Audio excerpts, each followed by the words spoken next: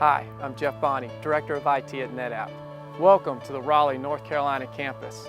I'd like to take this time to introduce you to our new Global Dynamic Lab, which is our 4th generation data center. It's a multi-tiered facility which hosts both product operations as well as corporate IT.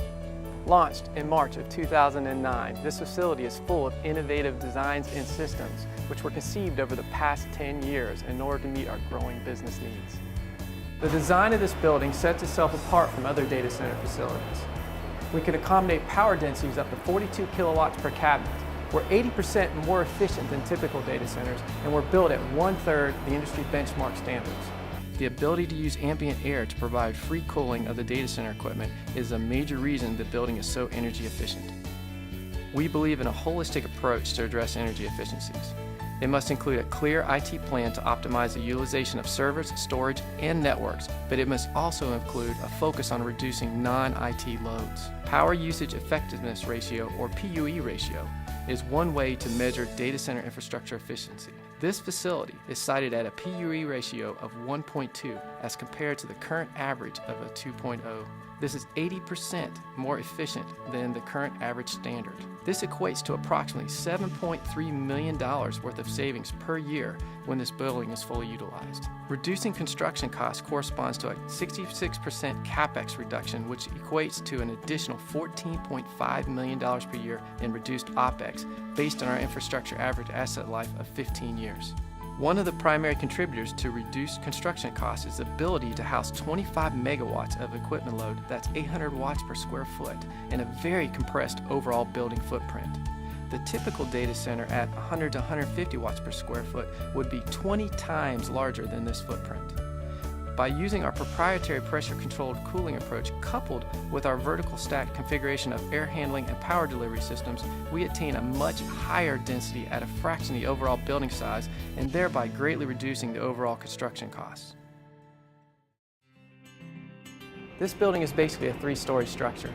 The primary power is fed by utility transformers on the other side of the wall, which then comes into the secondary transformers and then fed directly upstairs to the UPS, and from there fanned out to the data center floor.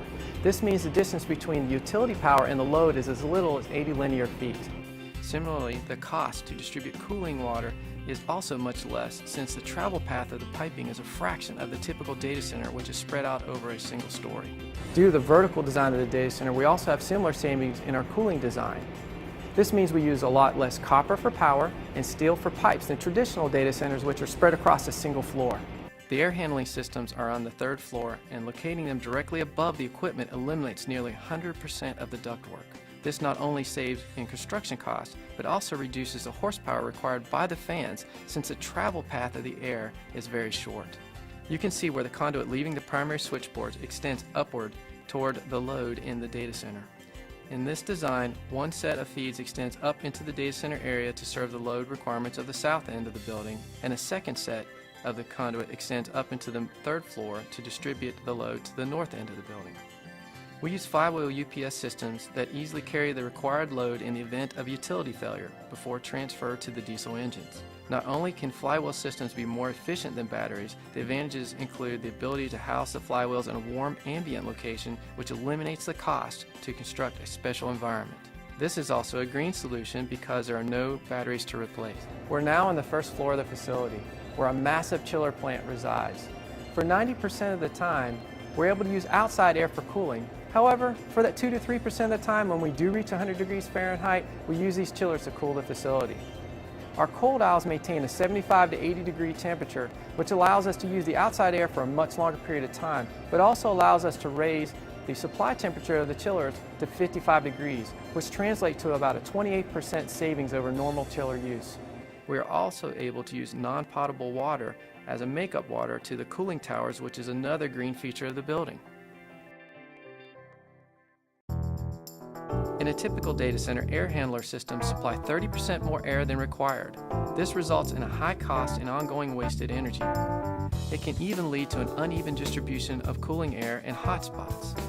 NetApp uses our own proprietary pressure-controlled cooling technology to exactly match the airflow required by the IT equipment with the cooling system. This technology provides an evenly distributed airflow at much higher temperatures without hotspots, thus increasing the hours outside air can be drawn in as the sole source of cooling, keeping the chiller plant off. Because of the building's vertical design, there is no horizontal management of airflow. Hot air rises and exits the building quickly, and cold air is brought down from the roof through the air handlers directly into the cold rooms. The Global Dynamic Lab and Data Center accommodates 38 cold rooms and 36 hot rooms. It has a total of 2,166 racks that are 52U tall that provide an average of 12 kilowatts each. The electrical systems distribute 720 kilowatts to each cold room. As we walk down the main aisle of the data center, it should give you a good feel for how the hot aisles and cold aisles are constructed. The cold aisles have doors on both ends to create a pressurized zone. This pressurized zone keeps the hot air and cold air from mixing. The cost for these cold air zones was less than 5% of the overall construction cost for the facility. The reduction in primary air handling equipment was nearly 5-fold. So not only do we save in construction, the ongoing costs are much lower. When we are operating in free cooling mode, the PUE can be as low as 1.02. As you can see, in the corporate IT space, doors are installed on both hot and cold aisle rooms to provide a more secure environment that is strictly controlled. There are no problems in having doors on the hot aisles. We leave them off unless required for physical security to allow for free movement around the data center. As we walk into one of the pressure-controlled rooms, you can see the doors on both ends as well as a lowered ceiling that seals the top of the rows. In addition, blanking panels are deployed in the racks where no kits are installed to prevent airflow between the hot and cold rooms. As we move over to one of the hot aisles, you can see that both ends are open and that there's no lowered ceiling. As we look up, you can see some of the cable distribution as well as vents or open grates in the ceiling. So it is easy to see how the design eliminates the need for ductwork, dramatically reducing fan horsepower and electrical consumption normally required to manage air movement within the data center. We are now up on the 3rd floor above the data center floor. You can see one of the primary air handlers that draw air straight down from the rooftop into the cold rooms. Right in front of the air handler, you can see a black grate in the floor. That is one of the many openings in the hot aisle that allow the hot air to move directly into the 3rd floor. When cooling with outside air, air must exhaust from the building in equal amounts as air is brought in from the outside. As required, louvers around the building on the 3rd floor will open to allow the air to exit. Moving back to the air handler, you'll notice that it also has louvers on it. This allows us to mix hot air from the aisles below with outside air to adjust the outside temperature up if required when outside air temperatures are actually too cold. For about 70% of the year, air is delivered unconditioned directly from the rooftop to the cold rooms, or we're mixing warm return air with the outside air. In the event that outside air exceeds the temperature of the hot aisles, the building can operate just as a traditional data center, recirculating and cooling the air from the hot aisles. This condition only occurs about 2 to 3% of the year. One final feature I will point out is the ability of our airflow systems to repurpose the air from our hot aisles. When heating is required to manage comfort in office spaces, we can modulate and provide heating for these areas using air from the hot aisles.